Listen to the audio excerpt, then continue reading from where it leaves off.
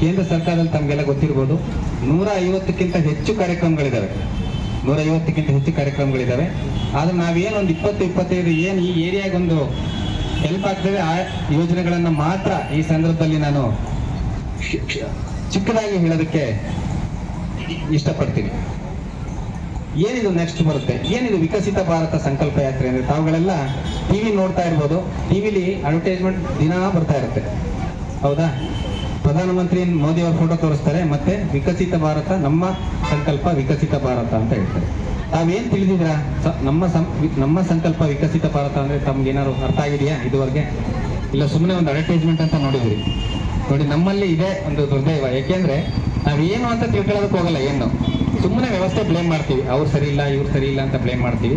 ಇಲ್ಲಿ ಮುಖ್ಯವಾಗಿ ಹೇಳ್ಬೇಕು ಎರಡು. ಒಂದು, ಇವತ್ತು ಗ್ಯಾಸ್ ಅವ್ರು ಬಂದಿದ್ದಾರಲ್ವಾ, ಇಲ್ಲಿ ಓಪನ್ ಆಗಿ ಹೇಳ್ತೀನಿ ನಾನು, ಮೋದಿ ಅವರು ಗ್ಯಾಸ್ BPL ಕಾರ್ಡ್ ಫ್ರೀಯಾಗಿ ಕೊಡ್ತಾ ಇದ್ದಾರೆ. ಇದು ಪ್ರತಿ ಕಡೆಯ ವ್ಯಕ್ತಿಗೂ ತಲುಪಾಗಿ ಪ್ರತಿ BPL ಕಾರ್ಡ್ದಾರರು ಸಹಿತ ಗ್ಯಾಸ್ ತಗೊಬೇಕು. ಎಷ್ಟೋ ಜನಕ್ಕೆ ಮಾಹಿತಿ ಇಲ್ಲ. ನಾವೇನಾದ್ರೂ ಗ್ಯಾಸ್ಗಳು ಕಮ್ಮಿ ತಲುಪಲಿಲ್ಲ ನಮಗೆ ಅದನ್ನು ತಲುಪಿಸಿ ನಾವು ಹೈಯರ್ ಆಫೀಸರ್ ತಲುಪಿಸೋ ವ್ಯವಸ್ಥೆ ನಾನು ಮಾಡ್ತೀನಿ. ಯಾಕೆಂದ್ರೆ ₹1 ಕೊಡದೆ ಅಂತಕ್ಕಂಥ ನೀವು ಗ್ಯಾಸ್ BPL ಕಾರ್ಡ್ ಹೋದವರಿಗೆ ಒಂದು ಗ್ಯಾಸ್ ಅಂತ ಅಂದ್ರೆ ಒಂದು ಸ್ಟವ್ ಮತ್ತು ಲೈಟರು ಪ್ರತಿ ಹೋಲ್ ಸೆಟ್ ಕೊಡ್ತಾರೆ.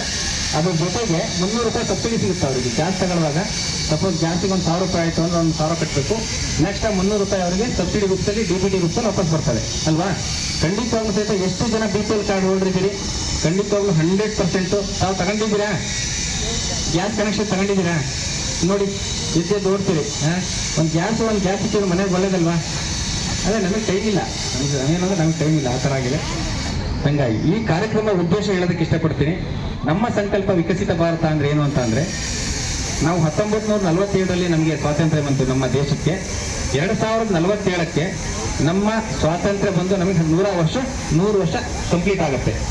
ಈ 100 ವರ್ಷ ಕಂಪ್ಲೀಟ್ ಆದ ಟೈಮಲ್ಲಿ 2047ಕ್ಕೆ ನಮ್ದೇನು ಈ ದೇಶ ಅಭಿವೃದ್ಧಿ ಹೊಂದ್ತಾ ಇದೆ ಈಗ, ಅದನ್ನು ಅಭಿವೃದ್ಧಿ ಹೊಂದಿದ ಭಾರತ ಮಾಡಬೇಕು ಅಂತಕ್ಕಂಥದ್ದು ಒಂದು ಮಾನ್ಯ ಪ್ರಧಾನಮಂತ್ರಿಯವರ ಒಂದು ಕನಸು, ಹೌದಾ? ಆ ಕನಸನ್ನ ನನಸು ಮಾಡೋದಕ್ಕೆ ಈ ಕಾರ್ಯಕ್ರಮಗಳು ದೇಶಾದ್ಯಂತ ನಡೀತಾ ಇದೆ. ನಾನು ಹೇಳಿದೆ, ನಾನು 154 ಪಂಚಾಯತಿಗಳಲ್ಲಿ ನಮ್ಮ ಲೀಡ್ ಬ್ಯಾಂಕ್ ಕಡೆಯಿಂದ ನಾವು ಪ್ರೋಗ್ರಾಮ್ ಮಾಡಿದ್ದೀವಿ. ಪ್ರತಿಯೊಬ್ಬರು ಇನ್ವಾಲ್ವ್ ಆಗಿದ್ದಾರೆ. ಮೋರ್ ದೆನ್ 1 ಲಕ್ಷ ಜನ ಇದರಲ್ಲಿ ಇನ್ವಾಲ್ವ್ ಆಗಿದ್ದಾರೆ. ಎಲ್ಲ ಡಿಪಾರ್ಟ್ಮೆಂಟ್, PDO ಇಂದ ಹಿಡಿದು ಯಾವ ಡಿಪಾರ್ಟ್ಮೆಂಟ್ ಬರ್ತವೆ ಆ ಡಿಪಾರ್ಟ್ಮೆಂಟ್ಗಳೆಲ್ಲ ಬಂದು ಅವ್ರ ಕಡೆಯಿಂದ ಏನು ಕೇಂದ್ರ ಸರ್ಕಾರದ ಕಾರ್ಯಕ್ರಮಗಳು ಪ್ರಾಯೋಜಿಕ ಆಗ್ತವೆ ಅದನ್ನು ಸಹಿತ ಎಲ್ಲ ಹೇಳಿದ್ದಾರೆ. ಮತ್ತೆ 20 ಕಾರ್ಯಕ್ರಮಗಳನ್ನು ನಾವು ಪ್ರತಿ ಸಿಟಿಗಳನ್ನು 6 ತಾಲೂಕಿನ ಎಲ್ಲೆಲ್ಲಿ ನಗರ ಪ್ರದೇಶಗಳಿದೆ ಅಲ್ಲಿ ಮುಗಿಸಿದ್ದೀವಿ. ಅದ್ರ ಜೊತೆಗೆ ಮತ್ತೆ ಇನ್ನು 6 ಕಾರ್ಯಕ್ರಮ ನಡೀತಾ ಇದೆ. ಆ 6 ಕಾರ್ಯಕ್ರಮದ ಮೊದಲನೇ ಕಾರ್ಯಕ್ರಮ ಇದು. ಈ ಮಧ್ಯಾಹ್ನ ಕಾರ್ಯಕ್ರಮ ಒಂದು ಡೂಮ್ಲೈಟ್ ಸರ್ಕಲ್ ಇದೆ, ಮತ್ತೆ ನಾಳೆ ಕಾರ್ಯಕ್ರಮ ಒಂದು ವಿಶ್ವೇಶ್ವರ ನಗರದಲ್ಲಿ ಒಂದಿದೆ, ಮತ್ತೆ ಇನ್ನೊಂದು ಅಲ್ಲಿ ಆಪೋಸಿಟ್ JDP ಹತ್ರ ಒಂದು ನಾಳೆ ಮಧ್ಯಾಹ್ನದ ಕಾರ್ಯಕ್ರಮ ಇದೆ. ನಾಡಿದ್ದು ಬೆಳಿಗ್ಗೆ APMC ಇದೆ.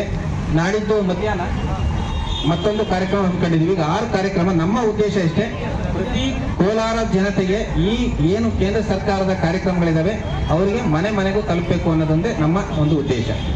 ಆ ಉದ್ದೇಶದ ಅಂಗವಾಗಿ ತಮಗೆಲ್ಲ ಗೊತ್ತಿರ್ಬೋದು, ಇವತ್ತು ಹೆಲ್ತ್ ಡಿಪಾರ್ಟ್ಮೆಂಟ್ ಅವ್ರು ಬಂದಿದ್ದಾರೆ. ಹೆಲ್ತ್ ಚೆಕಪ್ ನಡೀತಾ ಇದೆ. BP ಆಗಿರ್ಬೋದು, ಶುಗರ್ ಆಗಿರ್ಬೋದು, ಮತ್ತೆ ಅನಿಮಿಯಾ ಆಗಿರ್ಬೋದು, ಸಾಕಷ್ಟು ಕ್ಷಯರೋಗ ಮಾಡ್ತಾ ಇದೀವಿ ಅಂತ ಹೇಳಿದ್ರು. ಅದ್ರ ಜೊತೆಗೆ ಮುಖ್ಯವಾಗಿ ಗ್ಯಾಸ್, ನಮ್ಮಲ್ಲಿ 4ರಿಂದ 5 ಗ್ಯಾಸ್ ಏಜೆನ್ಸಿ ಇದೆ ನಮ್ಮ ಕೋಲಾರದಲ್ಲಿ. 3 ಡಿಪಾರ್ಟ್ಮೆಂಟ್ ಬರ್ತದೆ ಅದು.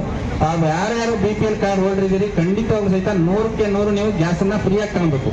ತಗೊಳ್ಳಿಲ್ಲ ಅಂದ್ರೆ ನಿಮಗೆ ಸಿಗ್ಲಿಲ್ಲ ಅಂದ್ರೆ ನನಗೆ ಆ ಒಂದು ಸುದ್ದಿಯನ್ನು ತಲುಪಿಸಿ ನಾನು ಹೈಯರ್ ಆಫೀಸರ್ ಟೇಕಪ್ ಮಾಡಿ ಕೊಡೋಂಥ ವ್ಯವಸ್ಥೆ ನಾನು ಮಾಡ್ತೀವಿ. ನೆಕ್ಸ್ಟ್ ಮುಖ್ಯವಾಗಿ ಬರೋಣ. ನೆಕ್ಸ್ಟ್ ಏನು ಈ ಕಾರ್ಯಕ್ರಮದ ಉದ್ದೇಶ? ರೀಚಿಂಗ್ ದ ಅನ್ರೀಚ್ಡ್ ಅಂತೀವಿ. ಯಾರಿಗೆ ಈ ಕಾರ್ಯಕ್ರಮಗಳ ಕೇಂದ್ರ ಸರ್ಕಾರದ ಕಾರ್ಯಕ್ರಮ ತಲುಪಿಲ್ವೋ ಅವರಿಗೆ ತಲುಪ್ತಕ್ಕಂಥದ್ದು.